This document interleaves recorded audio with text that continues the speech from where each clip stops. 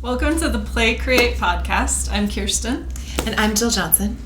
And we are here today, again, our 7th podcast to talk about playing and creating forward and all the ways that helps you take things to the next level in life, work, and parenting, and basically anywhere, right? Yeah, I mean, it's really about how we bring consciousness and awareness and play and creativity into our daily choices, yes. Which is what we're talking about today, is what we choose. Yes. So last week we talked a lot about the pause and that place in between. Yep.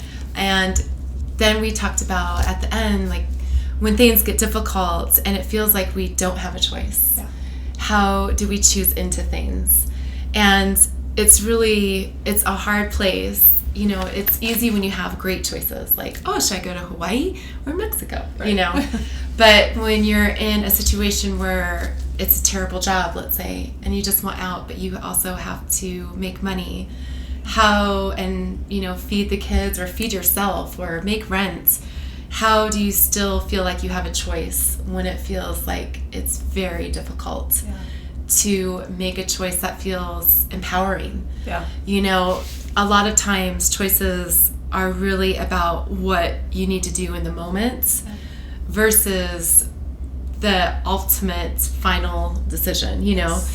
And so I was curious about it all week because I think about how I choose to wake up, you know, each day. I can either be like, oh man, here it goes, another day. And I have a list beyond what I can do in a day. Or I can wake up and just notice like the way the sun is coming through the window, or check in with my kids, or just take a couple breaths. You know, there is a choice there, and it's really easy for me not to choose, which means that I have to be conscious when I get up, when I come to things, and that can be more work than I want sometimes. Yeah.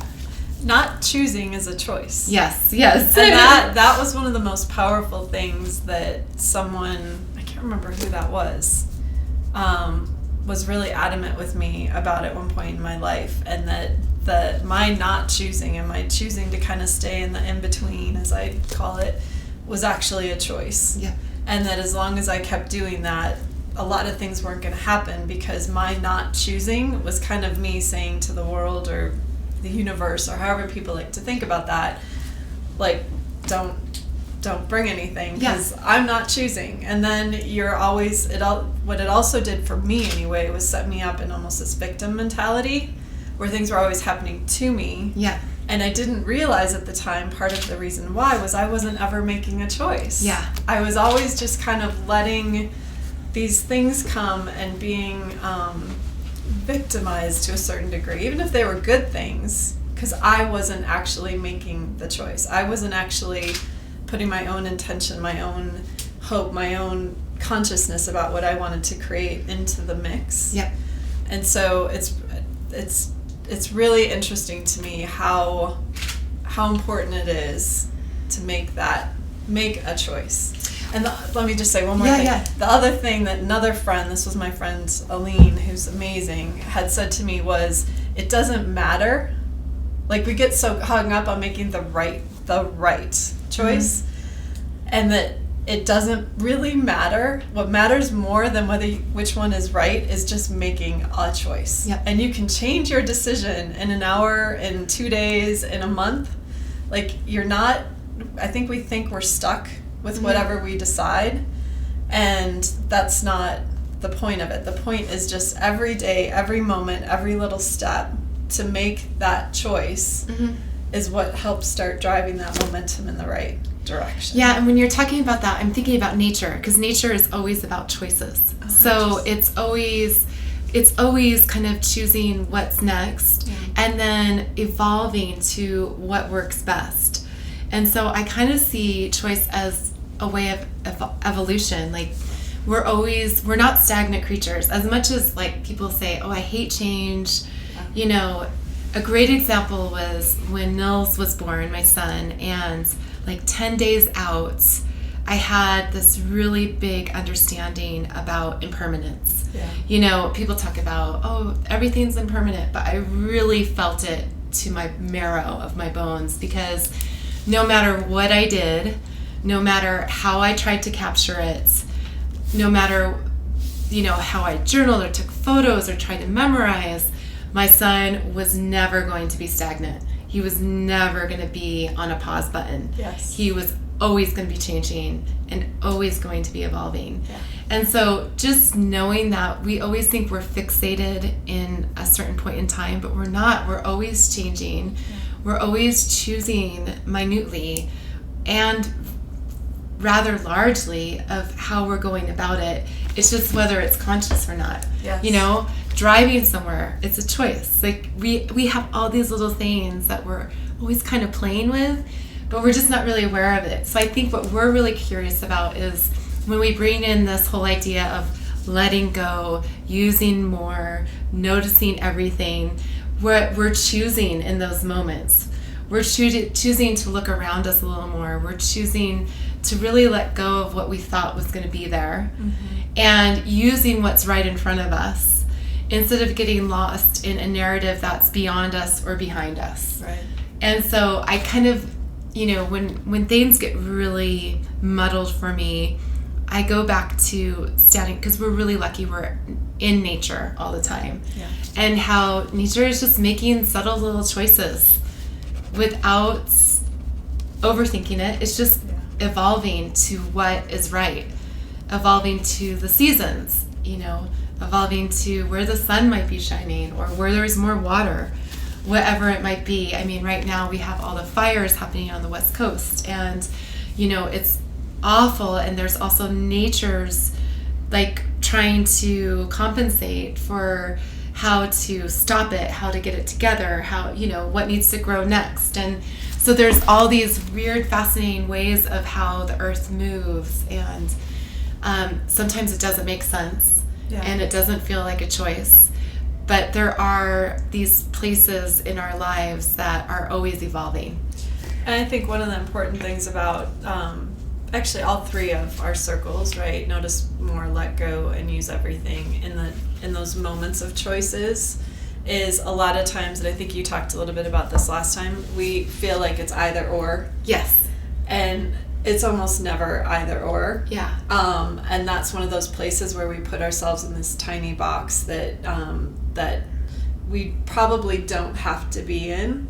So I think one of the invitations with choices, especially when we feel like we're facing really hard choices, or like don't have a choices, is finding the other opportunities. And that's where that noticing more, using everything. What other resources do I have that I'm not even tapping into? Yeah. What am I not noticing that's available to me? Or what am I not noticing that's an opportunity that, or an option, or a person, or a, you know, depending on what the situation is, there's so many ways to do that. What am I not letting go of? Like maybe I'm not letting go of this job that, because I don't think I can, and yet letting go of the job is the most important thing to be able to open to other things because of what that job is doing to you every day. And, you know, well, it's kind of like trying to make a choice with an anchor. Yes. Like you're trying to redirect your course, but you have an anchor on you. Yeah. So it's so hard you're moored in one place no matter which way you turn. Yeah. And that happens a lot, I think, in relationships. And those relationships where they're not great, but they're okay, and so we'll make it work, but maybe I can look a little more on this side, and maybe there's something else. But until you really let go, it seems to anchor you. Yeah. And so what are those anchors? You know, what are the small anchors? What are the ones that are really big? Yeah. And we have it, I think, I love to create just obstacles that aren't even there. And that's a choice, that I don't really notice I'm doing until I'm really in it, and then I have to go back to, is that true? Yes. Oh, that's not true. Oh shoot, is that true? And so I think that question of, and that inquiry of just asking. So when we say notice more, I love the idea of just noticing, because when I notice something, I'm like, oh wow, I think I made that I actually made that rule and that's not true. Or I made that roadblock and that's not true. Or I made that person out to be this. And I was looking at the etymology of choice, and it talked about like the action of selecting or the power. So there's action, power of choosing, to perceive, to recognize. Yeah. And then there was taste was also in there, but it also brought up the idea of free will. Yes. So choice is this idea of free will. And that's really exciting because in any situation, when I talk about this, I just had Nelson Mandela come into my head of how he talks about his time in prison. Yeah. And how he chose how to show up in that time. Yes. To not be a prisoner in his mind. Yes. And I love how I've heard Deepak Chopra talk about how people say, oh, you're so busy. And he's like, well, yes, my body is very busy, but my mind is not. Yeah. So I think those are big things of what is the choice that's happening in our minds. I think that's what it really comes down to. And we've talked before about the language that we use. Yeah. Right? Like, I'm so busy. Yes. And the things that we say that help anchor beliefs or ideas that we have that then maybe tie us into choices that aren't really the choices we have to make because we're constantly playing this soundtrack of things. Yeah. So what's coming to mind as you're talking is how our beliefs and expectations shape our idea of what kind of choices we have, right? Yeah. So I have a couple of friends who are in situations right now where they have to make a choice in their life about caregiving for somebody that they love and how that's going to shape where they live, what they do for work, all kinds of things. And we've had some pretty big conversations about them, even though it may not ever be the choice that they would make, that they do have a choice, that they can choose to caregive for this person or not. They can choose. And just the idea of realizing that they have more choices and that caring what other people are going to think about the choice or what their own beliefs about who they are as a human being, when you start clearing out what other people think or even beliefs that maybe you think you have that you don't really have, you start understanding the bigger picture and options of choices that you have. Does that make sense? Yeah. And getting really in tune, tuning out all of that stuff and getting really in tune with who you are and what matters to you and what's important to you at this time in your life helps both open up new choices you might not have thought of before, and it also helps open up, maybe it is one of the choices that feels like it's on the table, but you're going into it now as a conscious, chosen choice instead of as a I have to do this choice. Yeah. Does that make sense? Yeah, and it's funny because I just had this vision of, I can't remember what movie it was, but they were doing improv stuff and it's the and versus the no or the but. Yes and.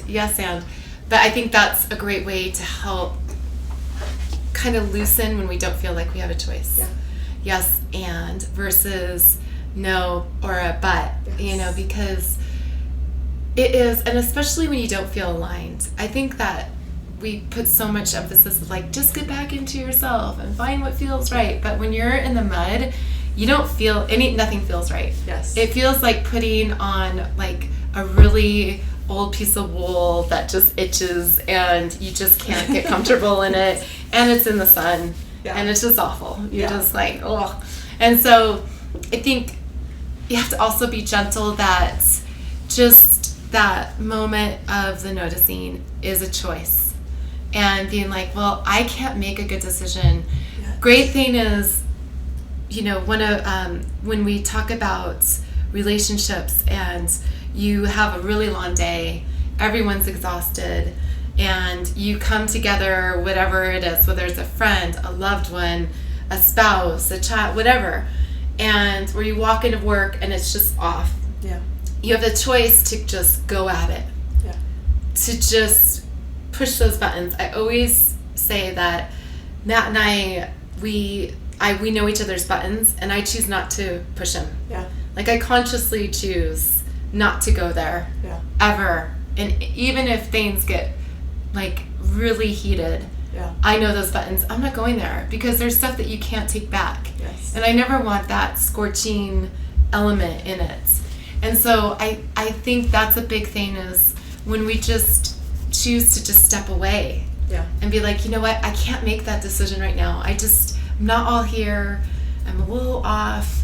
I just can't, you know. That's another important thing is sometimes that is the choice. Yes. So there's a difference between what we talked about earlier where you're not making a choice, but you're not consciously not making a choice. Like you're avoiding the choice.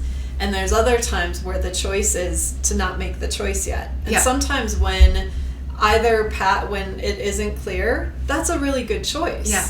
Like to just, you know what, to realize I'm not ready to make this choice right now, or we're not ready to make this choice right now, and just let that be until more information comes or whatever it might be. I think sometimes we're in such a hurry to make those choices and we've got to figure this out and we've got to whatever, and you're pushing against some stuff that isn't ready yet to be decided.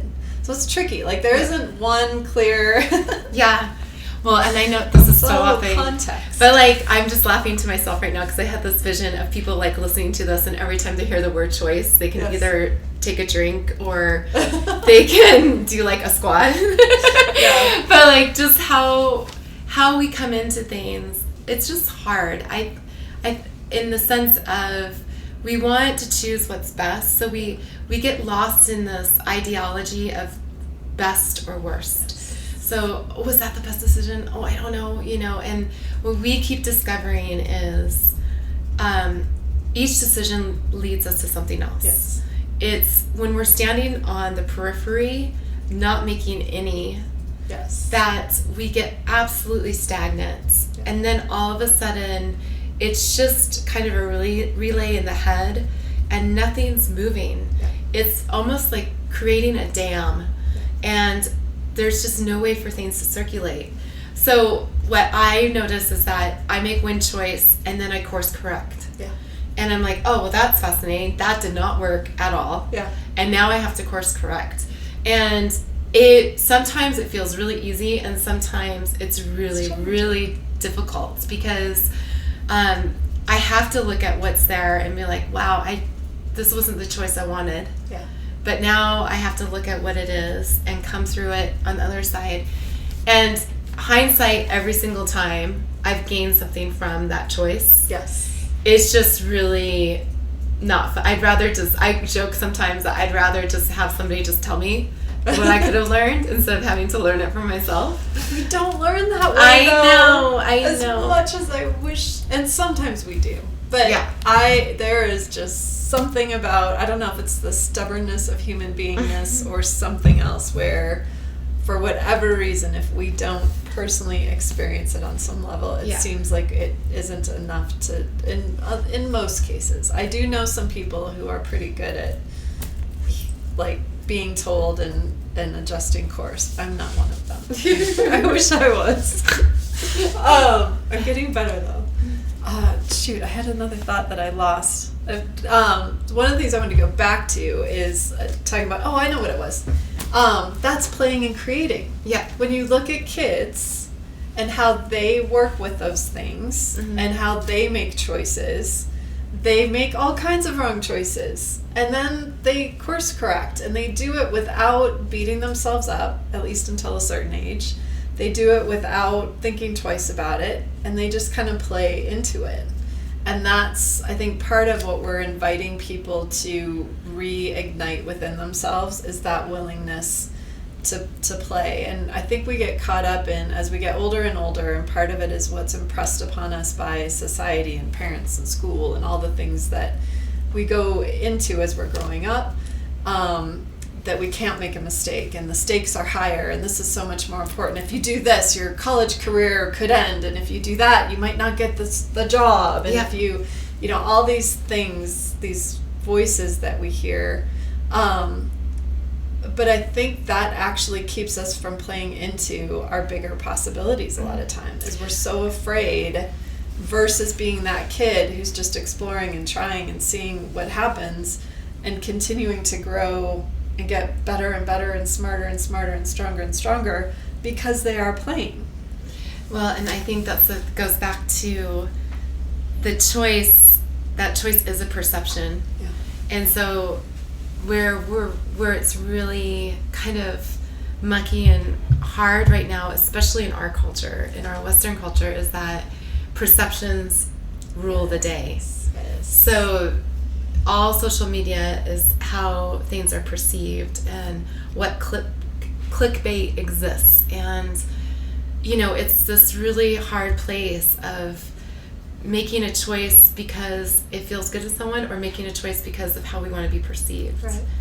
And that's something that I think that would be a fun thing to go into the week thinking about, is where we're choosing what feels aligned versus we're choosing because of how the perception might be.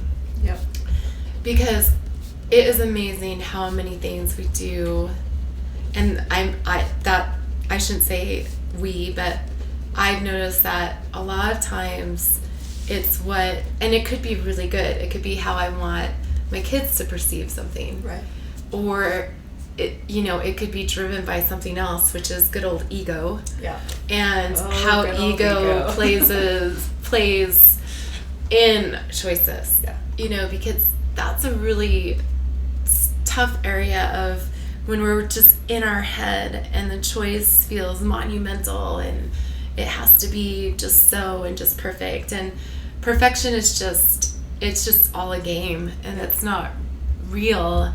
And yet so many choices are about making it look like it's just worked out so perfectly. Yeah. And it's more often that people look at it in like, oh wow, that looks so perfect, when there's been so many moments of imperfection. It's all imperfection. Yes. That leads to this moment of like, oh wow, that's incredible. But if you talk to anyone that's invented something, it is not this like, oh, I had this idea and then I created it and boom, a lot of times though, the story that really gets told is that. Yes. Even though that's not actually how it happened. Mm-hmm. And I think part of it is we forget, because we like to avoid, some of the struggles. I think part of it is we forget some of the imperfection and all the failures that went along the way.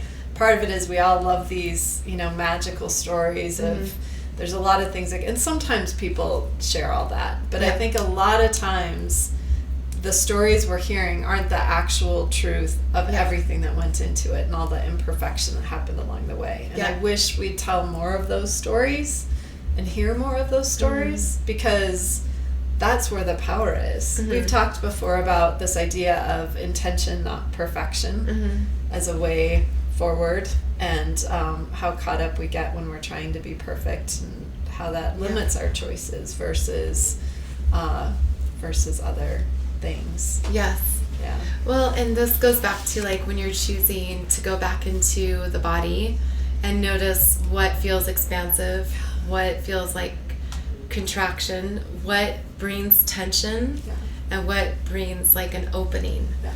And so a lot of times it's just when we can't make it with our minds, which you don't want to. I think most of it you want to be driven by the heart and how it feels, versus getting lost in, oh, this is the right. And sometimes you have to get analytical. I mean, there's sometimes really great things in showing like this worked and this did not, and this is how we do it. Analytics, all of that plays something into it. Yeah. But there's in the moment to moment things where you can kind of lean into, well, that feels like it works right now. Yeah. And tomorrow it might be totally different. Right. And I'm a big believer in, well, that didn't work today. Yeah. So now I'm working on this the next day, and that didn't work, So I like saying, like, you just try it on, just give it a chance, and if it doesn't work, get a new size. Yeah. Look at something else. Yeah.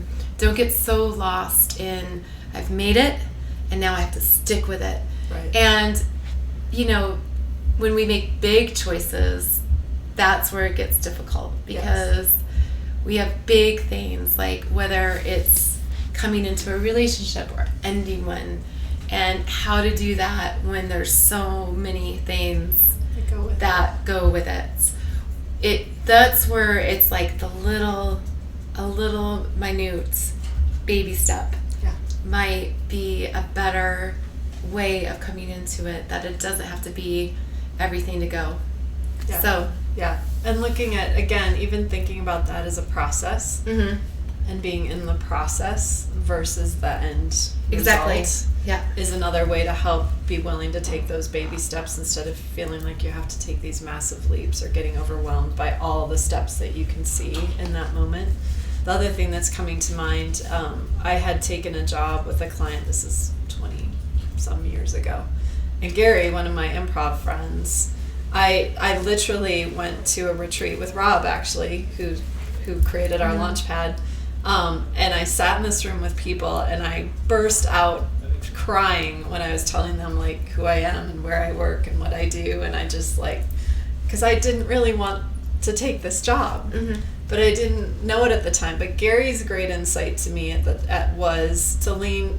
He didn't word it this way, but the idea was to lean into it at the time, and look for the gifts, and look for, no, you don't want this, and no, you're probably not going to stay there a long time, but how can you make the most of it right now while you're figuring the rest of it out?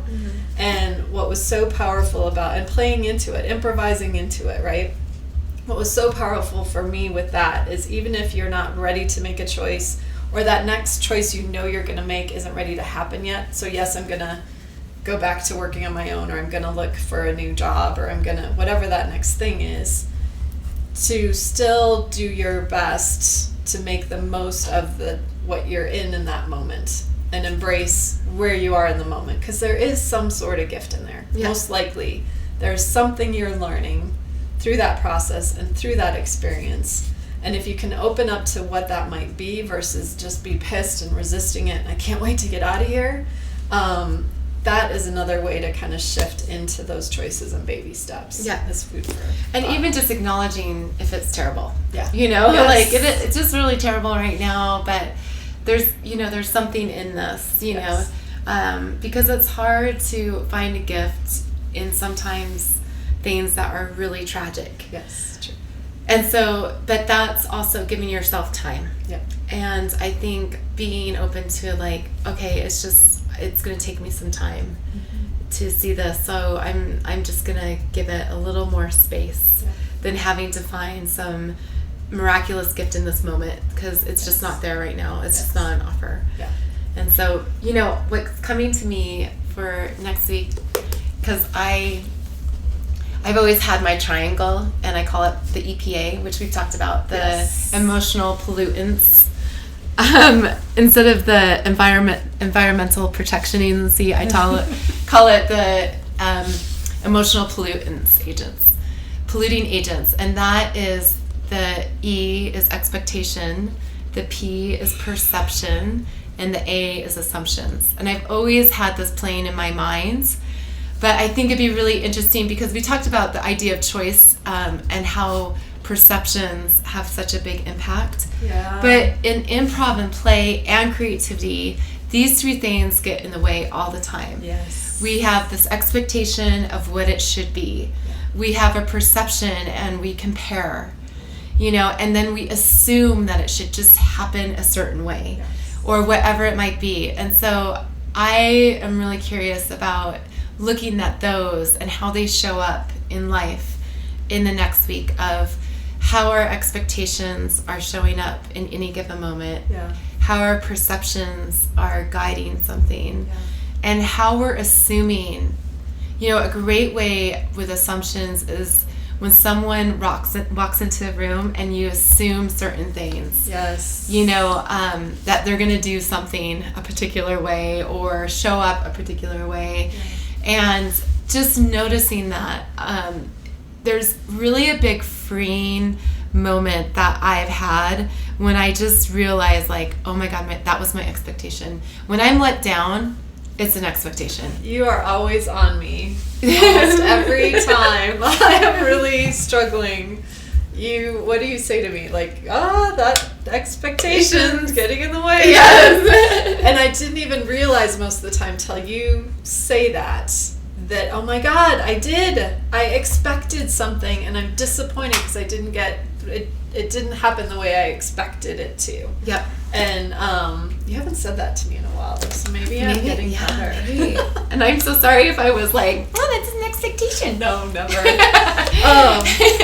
Okay, so people our invitation this week is to explore just noticing where your perceptions, expectations, and assumptions are showing up, and what... I think just notice, the way I notice they're showing up is disappointment. Like, I'm suddenly disappointed in someone, something, some issue, or I wanted something, a different outcome. And these are all great ways to notice that I'm not in the present moment. Okay. So when I look at how these things are actually polluting my perceptions of being right here, right now. Okay. EPA. What is it again? Emotional polluting agents. I love it. Awesome. So that's your invitation for the week. Thank you for joining us again. And anything else we want to say? Good luck. Go forward, play, and be prosperous. I love it. Thank you. Have a good day.